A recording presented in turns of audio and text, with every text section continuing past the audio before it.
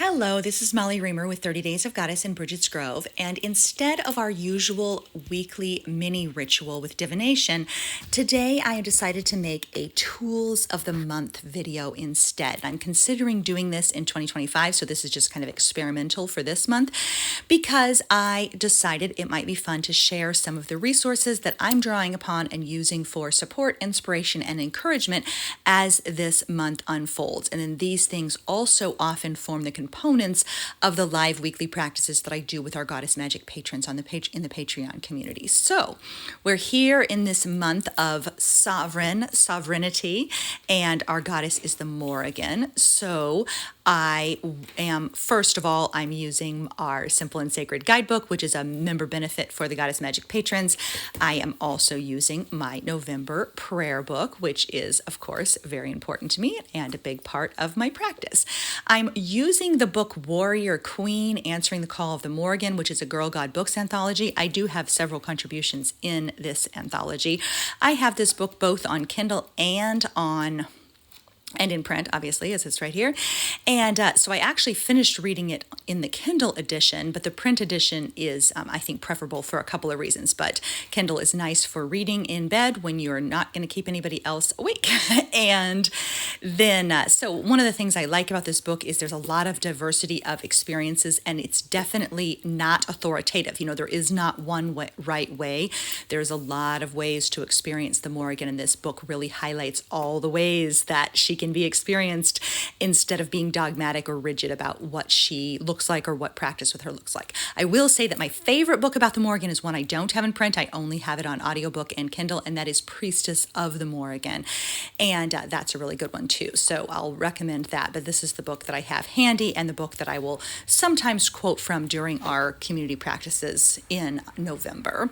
And then I'm using the Urban Crow Oracle, which is an interesting and fun deck. I don't live in an urban area, but I do so love the crows, and so this is a perfect deck for me anyway.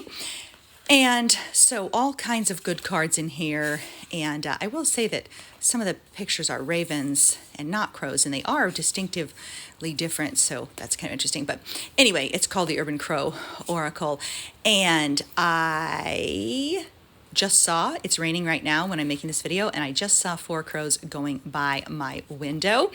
And I also just yesterday saw a hawk and a crow having an epic battle behind the house. So that was kind of interesting. So I do suggest paying attention to the crows this month and what they have to teach, share, and tell you about, because there's a lot we can learn from crows, and they're one of those bits of everyday magic, a touchstone with magic on the wing, as I write in Walking with Persephone. They're a touchstone with magic on the wing. Like, we see the crows and we know the goddess is alive and magic is afoot, and she's talking to us right there. So that's an important piece to me too. I'm going to scoot that over there and move some other things in.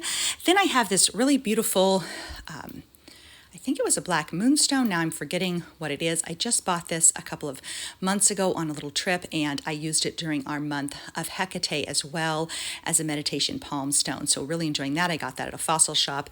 And then I have my own Morrigan goddesses, the winged sovereign version, who I like, and then the new Grange version, who I'm especially fond of. You can see how shiny her head has gotten from being carried in my pocket. So she's tucked into my pocket, and this one is accompanying me on my altar and, moving back and forth with me to my computer, etc. And as far as other resources that I'm using, these have also been accompanying me through the month of Hecate and are now continuing to accompany with the Morrigan. So I have a set of prayer beads here that were actually made by Alyssa Stanley, who used to be the moderator in our Bridges Grove Creative Spirit Circle group. And then Dale is another member of that group, and so she bought these from Alyssa, and then Dale later donated them to our fundraising auction that we had this summer as a nonprofit fundraiser, and I bought them from her. So I love how there's these multiple people represented from the community in this one little set of prayer beads. And then I also have this beautiful little prayer bead bracelet that was a special gift to me from Nikki, who's also a valued member of our circle. She's in the Goddess Magic Patreon community and also in the Creative Spirit Circle, and she made made these beads for me as a solstice gift.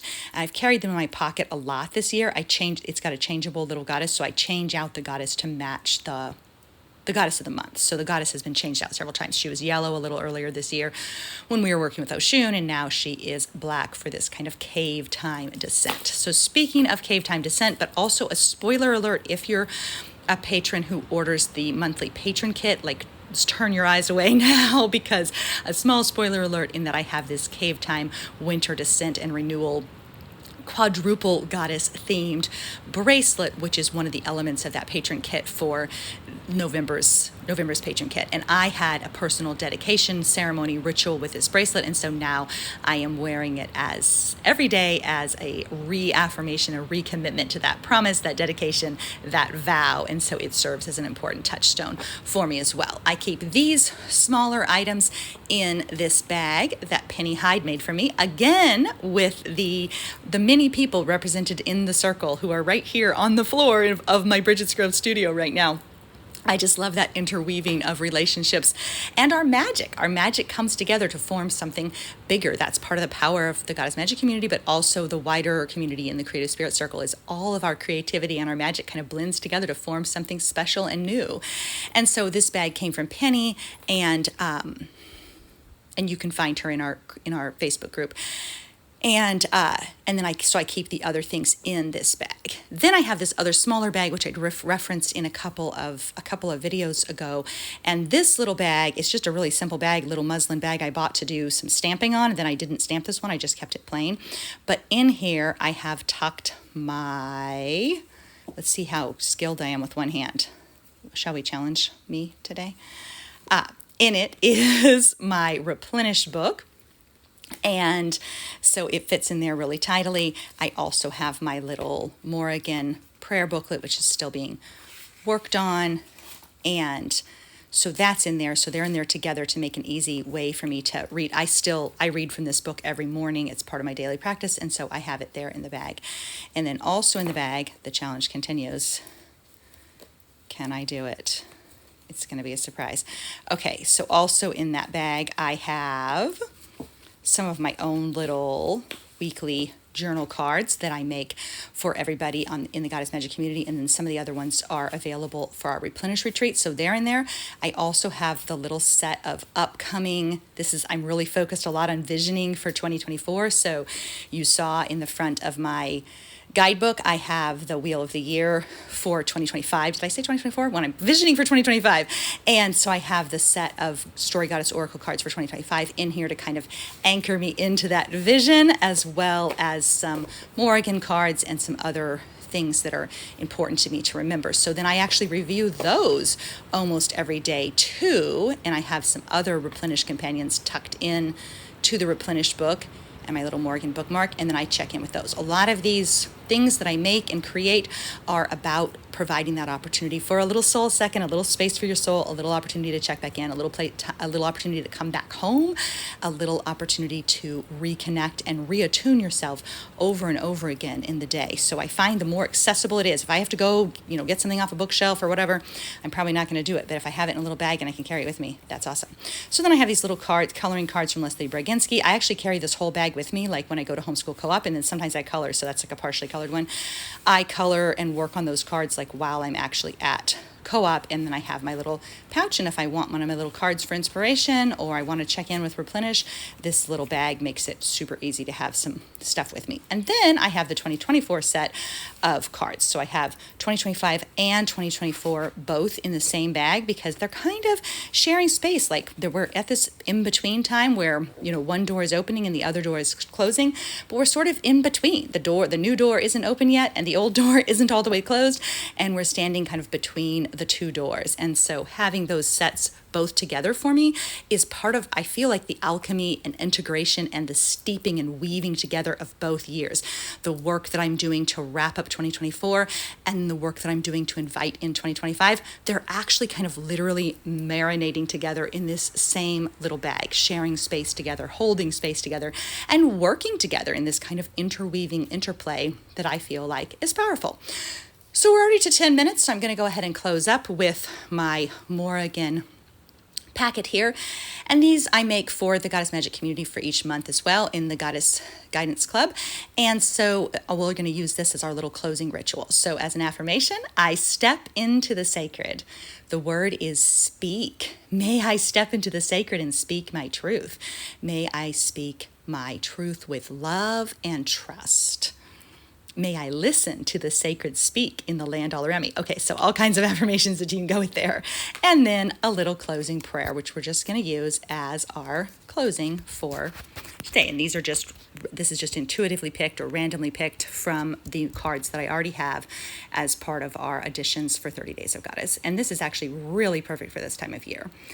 It is time to gather up what we've created, what we've offered and received, and choose the threads of meaning, the threads of courage, longing, and love. Time to touch back in with the fibers of desire and to use what we've gathered to keep weaving the stories of our lives. So in many ways, a lot of these resources are about, this is part of the way in which I weave the story of my life and part of the way in which I keep my own magic strong and bright as I move through the rest of this year and cross the threshold into the new year. So thank you so much for being here. May you keep your magic strong and bright. May you step into the sacred and listen to it speak. And may you step into the sacred and listen to it speak. And may you gather up those threads of your life and weave something beautiful, magical, nourishing, and strong. Thanks so much for being here. See you next week. Keep living your magic. Bye-bye.